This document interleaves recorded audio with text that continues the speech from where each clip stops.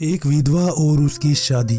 आज की हमारी कहानी है एक विधवा और उसकी शादी। यह कहानी कविता और शेखर की है। कविता अपनी शादी के 1.5 महीने बाद ही विधवा हो गई थी और उसके जीवन में अचानक ही पतझड़ आ गया था। कविता को ऐसा लगता था जैसे वह संसार की सबसे बदनसीब औरत है। उसकी आंखों के आगे उसका अंधेरे जैसा भविष्य हमेशा घूमता रहता था। कविता के घर में सिर्फ उसकी बूढ़ी माँ थी और कविता के पति के गुजरने के बाद उसके पिता भी इस दुख में गुजर जाते हैं। एक बड़ा भाई था, लेकिन वो तो सबसे मुंह मोड़कर अपनी पत्नी को लेकर कहीं और रहने चला गया था। इसलिए अब कविता को लगता था कि जिंदगी में कभी भी खुशी उसके दरवाजे पर दस्तक नहीं देगी। इधर शेखर की बात करते हैं। शेखर की शादी 2 साल तक तो अच्छी चली, लेकिन फिर उसकी पत्नी का किसी और के साथ अफेयर चलने लगा और वो उस दूसरे आदमी के साथ खुलेआम अय्याशी करने लगी। फिर कुछ ही दिनों में उसने शेखर को तलाक देकर दूसरे आदमी से शादी कर ली। शेखर अपनी पत्नी से बहुत प्यार करता था, लेकिन तलाक होने के बाद वह अपनी पत्नी के बिना बिल्कुल ही अकेला सा हो गया और अपनी सुनसान वीरान जिंदगी अकेला ही काटने लगा। वह नहीं जानता था कि अब उसका भविष्य कैसा होगा,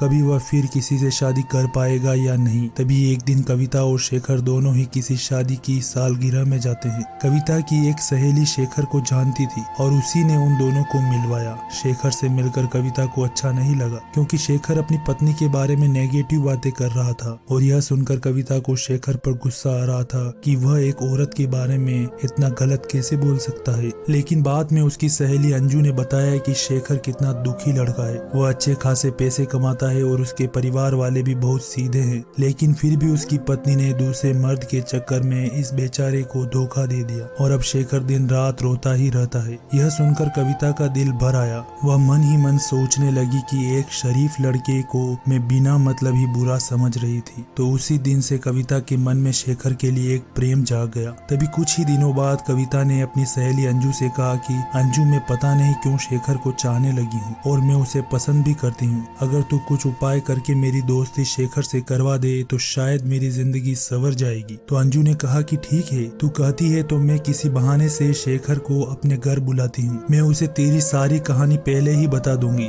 फिर तू भी आ जाना। आगे तुम दोनों की किस्मत। तभी अंजू अपने जन्मदिन का बहाना करके शेखर को अपने घर बुलाती है और अंजू शेखर को कविता पर बीती सारी बात बताती है और वो उसे ये भी बताती है कि शादी के 1.5 महीने में ही कविता विधवा हो गई। शेखर को कविता का ऐसा हाल देखकर बहुत दुख होता है। तभी शेखर कविता से मिलता है और उसे समझाता है। वाकई में कविता एक बहुत ही दुखी लड़की थी। अब शेखर ये तय कर लेता है कि वो कविता का सहारा बनेगा। कविता को भी शेखर दिल से बहुत ही पसंद था और दोनों एक दूसरे से बाहर भी मिलने लगे ताकि वो एक दूसरे को अच्छे से समझ सके। एक समय आया जब उन दोनों को एक दूसरे से बेहद प्यार हो गया और रात रात भर वो दोनों फोन पर चैटिंग भी करने लगे और कभी फोन पर बातें भी कर लेते थे।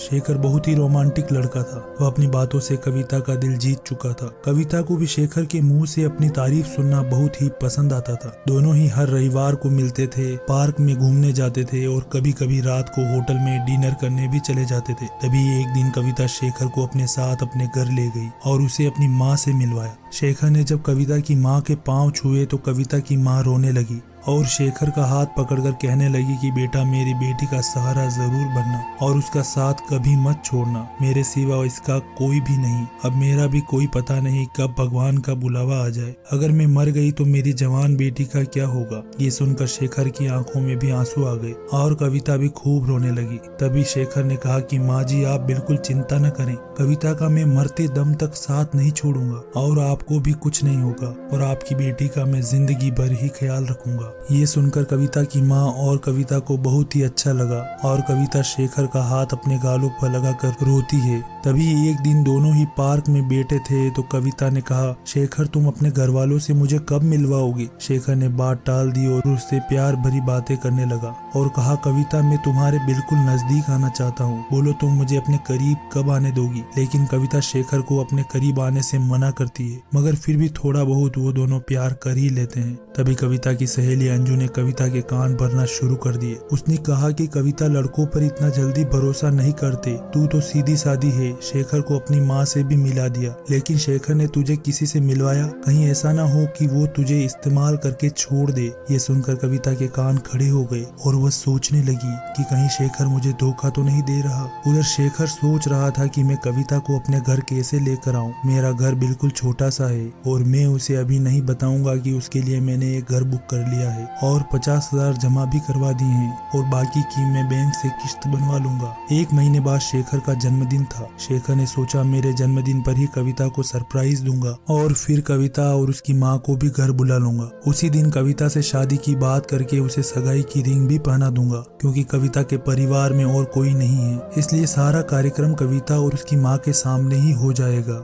अगले दिन कविता शेखर को फोन करती है और गुस्से में कहती है कि तुम अपने घर वालों से मुझे कब मिलवाओगे। शेखर फिर से बात को टालते हुए बात को पलट देता है। अब कविता का शक और भी बढ़ जाता है। तभी कविता शेखर से कहती है कि तुम्हारे बैंक में कितने पैसे हैं, मुझे अपना बैंक बैलेंस दिखाओ। लेकिन शेखर ने बैंक बैलेंस दिखाने की बात भी टाल दी, क्योंकि सभी पैसे उसने मकान के लिए दे दिए थे और उसके अकाउंट में यही कोई 8-10 हजार ही पड़े थे। कविता का शक अब बढ़ता ही जा रहा था और वो ये सोच लेती है कि शेखर सच में मेरा इस्तेमाल कर रहा है और वो मुझसे शादी भी नहीं करेगा। इसलिए कविता शेखर का फोन तक उठाना बंद कर देती है। इधर शेखर सगाई की सारी तैयारी कर चुका था। बातों ही बातों में उसने कविता की अंगूठी का नाप भी ले लिया था और कविता को इसका पता भी नहीं चला था। शेखर ने कविता की तरफ से खुद की भी अंगूठी बनवा ली थी ताकि कविता की माँ का कोई भी खर्चा न हो। शेखर ने किसी से थोड़ा कर्जा लेकर कविता के लिए साड़ी और उसका सारा सामान खरीद लिया था और उसकी माँ के लिए भी एक सुंदर साड़ी खरीद ली। अब शेखर ने सबको यह कह दिया कि मेरे जन्मदिन वाली रात को मेरी सगाई कविता से है और उसके घर में भी उसने सबको बता दिया था। सारी तैयारी हो चुकी थी। तभी एक दिन शेखर ने कविता को 3 बार कॉल किया, मगर कविता ने उसका फोन गुस्से में उठाया और कहा कि क्या बात है, जल्दी कहो। तो शेखर ने कहा कल शाम 5 बजे तुम और तुम्हारी माँ को मैं लेने आ रहा हूँ। तो कविता ने कहा कि मुझे कहीं भी नहीं जाना। तो शेखर ने कहा कि कविता कल मेरा जन्मदिन है। शेखर ने ये बताया, लेकिन फिर भी कविता ने शेखर को जन्मदिन की बधाई नहीं दी। तभी कविता ने सोचा कि जन्मदिन में चली जाती हूँ,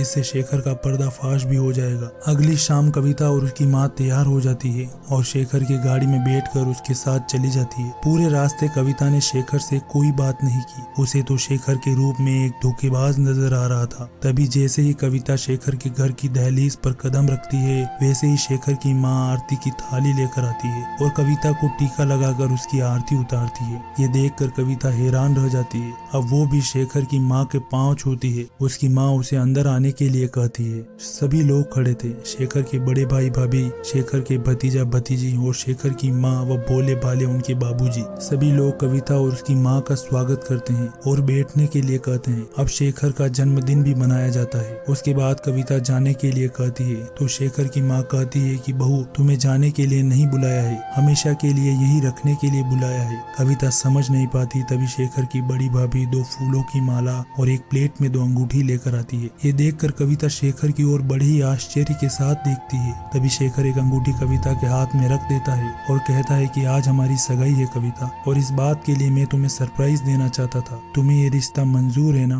कविता रोने लग जाती है और मन ही मन सोचती है कि मैंने किस लड़के पर शक किया। शेखर ने नए मकान के कागज भी कविता के हाथ में रख दिए और कहा कि कविता, ये मकान मैंने तुम्हारे लिए लिया है क्योंकि हमारा ये घर थोड़ा छोटा है ना। कविता की आंखें अब अपने आंसुओं को रोक नहीं पा रही थी। तभी कविता ने मकान के कागज अपनी सास के हाथ में रखते हुए कहा कि माँ जी, मुझे तो इसी घर में रहना है आपके साथ, मुझे नया मकान नहीं चाहिए। इस बात से घर के सभी लोग खुश हो जाते हैं। तभी शेखर कहता है कि कविता, तुम्हारी माँ भी हमारे साथ ही रहेगी, भला वो अकेले कैसे रह पाएगी। ऐसा करते हैं, जो मकान मैंने लिया है वो पास में ही है, माँ को तुम वहीं शिफ्ट कर दो ताकि तुम अपनी दोनों माँ को संभाल सको। अब सब कुछ ठीक हो गया था। कहाँ कविता एक शक की वजह से सब खत्म करने जा रही थी। ये गलती उसे बहुत महंगी पड़ने वाली थी। इसलिए दोस्तों, जीवन में कभी भी किसी शक की वजह से आप अपने प्यार को कभी मत छोड़ना। पहले पूरा सच जानना, फिर कोई कदम उठाना, तभी आपका रिश्ता बच सकता है। आई होप आपको ये कहानी पसंद आई होगी।